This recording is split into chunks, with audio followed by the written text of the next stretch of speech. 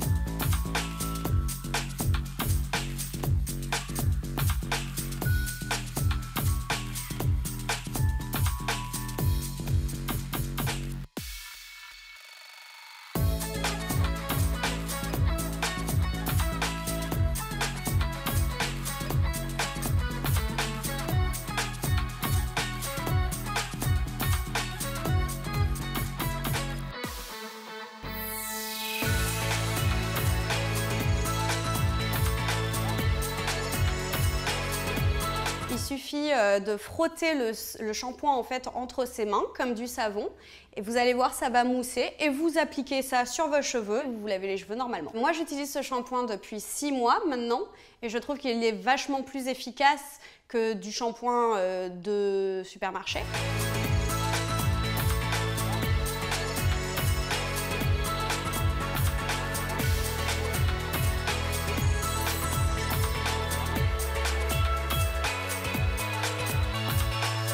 Quand vous faites votre propre shampoing, vous évitez évidemment du gaspillage packaging parce que les bouteilles de shampoing sont aujourd'hui mal recyclées. Et finalement, ça va être plus économique étant donné qu'une fois que vous avez acheté tous les ingrédients, vous allez pouvoir faire votre propre shampoing pendant des mois et des mois.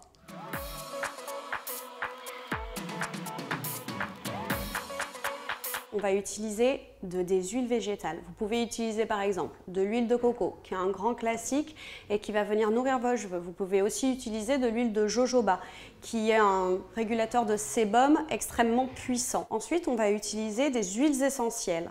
Les huiles essentielles, on les utilise pour leur action qui est puissante et pour l'odeur. Par exemple, du titri pour les cheveux gras et avec des pellicules. On peut utiliser de l'ylang-ylang plutôt pour les cheveux secs. On va également utiliser des tensioactifs SCI qui vont permettre de laver et de faire mousser. Et enfin, on va utiliser soit des poudres ayurvédiques, soit du rasoul qui est un argile, soit des extraits de plantes tels que l'ortie, là encore en fonction de l'effet recherché. C'est les tensioactifs SCI. Évidemment, éviter un contact avec les yeux pendant la préparation. Les huiles essentielles, c'est très puissant, il faut les utiliser avec modération et bien respecter la recette. Et c'est déconseillé pour les femmes enceintes, les femmes qui allaitent, les enfants. Enfin, on va utiliser des poudres ayurvédiques ou de l'argile ou des extraits de plantes qui sont très volatiles.